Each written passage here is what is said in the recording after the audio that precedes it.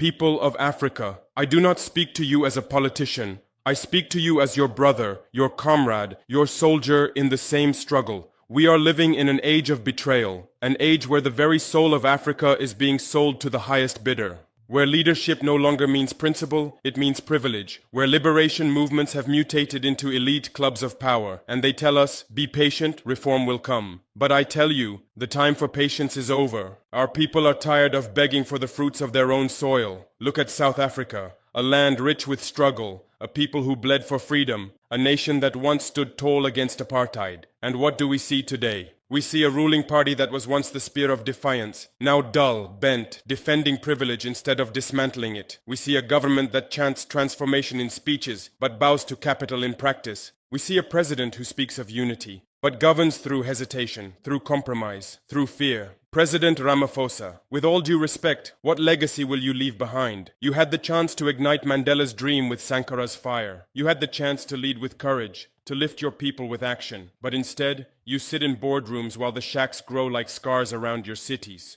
You promise jobs while the youth rot in unemployment lines. You speak of renewal while protecting the same rotten structures that choke your people daily. This is not leadership. This is the management of decline. This is betrayal dressed in diplomacy. And so Africa must decide, do we keep following those who tremble at the idea of radical change? Or do we finally carve a new path? A path where the people come first, not in slogans but in sacrifice. Let me tell you, boldness is not recklessness. Boldness is fearless justice. It is the willingness to break every chain, every system, every foreign master that keeps us divided, exploited, dependent. I did not rise to power for medals. I did not fight to sit in air-conditioned offices. I came to remind Africa, revolution is not history. Revolution is a duty. Liberation is not a museum exhibit. Liberation is a living movement. Burkina Faso chose the hard road not because it was easy, but because dying slowly in silence was no longer an option. If Africa wants dignity, then Africa must be brave. It is time to stop admiring failure dressed in suits. It is time to call things by their name. The ANC of Mandela, of Sisulu, of Tambo, would weep if it saw the ANC of today. But hear me, it is not too late. Not for South Africa, not for Africa. The fire is still burning, the torch is still lit. What Africa needs now is not speeches, but sacrifice. Not polished words, but honesty. Not comfort, but courage. Leadership is not smiling for cameras in Paris. Leadership is not handshakes in Brussels. Leadership is not applause in Washington. Leadership is standing in the fire with your people when the world turns its back. Courage is not bravado. Courage is not empty slogans. Courage is risking everything, reputation, privilege, even life, to restore dignity to the African people. Africa will rise, but only if we dare to rise with it. That kind of courage has become rare, too rare. Too many of our so-called leaders have traded their revolutionary convictions for boardroom privileges. They would rather negotiate with mining corporations than negotiate with their own people. They would rather chase investor confidence than win the confidence of the hungry mother who still walks kilometers every day just to find water. They sit in air-conditioned offices, signing agreements that bleed Africa dry, while our children rot in overcrowded classrooms, or worse, drop out altogether. Cyril Ramaphosa is not the only one guilty of this betrayal, but he is the most symbolic, because he leads a nation that once inspired the entire world, South Africa, the beating heart of resistance against apartheid, the flame of hope that reminded every African that no matter how brutal the system, the people could overcome it. And yet, look at it now. Look at what has happened. The same ANC that once gave us giants like Chris Hani and Steve Biko now gives us scandals, corruption, and silence. The same party that once lit a torch for freedom now burns incense for foreign investors. Under Ramaphosa, the ANC has become a party of managers, not liberators. It has chosen to manage inequality instead of eradicating it. There is no courage in that. That is not vision. That is fear. Fear of confronting the rich, fear of upsetting the West, fear of radical change. But I tell you this, if your leadership does not disturb the comfortable, then it is not leadership at all. If your leadership protects the peace of the wealthy while the poor suffer in silence, then you are not leading. You are simply managing the status quo, and Africa does not need more managers. Africa needs visionaries. We need men and women ready to be hated by the powerful if it means being loved by the people. We need leaders willing to risk everything, not for their pockets but for the freedom of the continent. Leadership is not privilege. Leadership is sacrifice. It is sleepless nights with the weight of millions on your shoulders. It is being ready to lose everything so that your people can gain something. That is what we are trying to do in Burkina Faso. We are not perfect. We make mistakes, but we are not afraid to confront the truth, because pretending everything is fine is a slow death. a death by poverty, a death by terrorism, a death by dependency. And this, my brothers and sisters, is what pains me most when I see South Africa. You have the power, you have the institutions, you have the wealth, you have the legacy of struggle. And yet you choose moderation. You choose gradual change while foreign corporations still own your land, your resources, even the minds of your people. You speak of progress, while millions live in informal settlements, in conditions no human being should endure.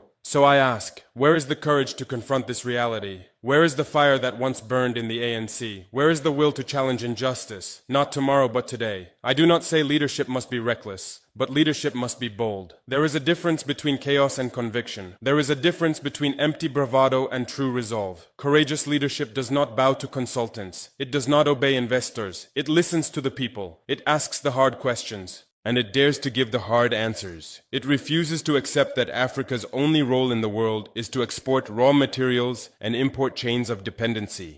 True leadership builds schools before skyscrapers for elites. It builds agriculture before luxury imports. It puts sovereignty before applause from the World Economic Forum. But what do we see today? Too many African leaders wait for signals from outside before taking action inside their own homes. They beg for development aid instead of developing their own people. And when you question them, they say, "We are being pragmatic." Pragmatic? Tell me, what has this pragmatism delivered? Has it ended hunger? Has it ended youth unemployment? Has it ended foreign control over our gold, our oil, our land? No, it has delivered conferences. It has delivered communiques. It has delivered continued suffering. That is not pragmatism. That is cowardice. Cowardice dressed in diplomacy. Cowardice painted as professionalism. Africa needs to wake up. And for Africa to wake up, its leaders must be the first to wake up. The people are ready. They have always been ready. It is the people who rise before dawn to till the land. It is the people who keep believing even after decades of betrayal. They do not need more promises. They do not need another campaign slogan. They need leadership that eats with them, that suffers with them, that bleeds with them, that fights for them. That is the leadership I believe in.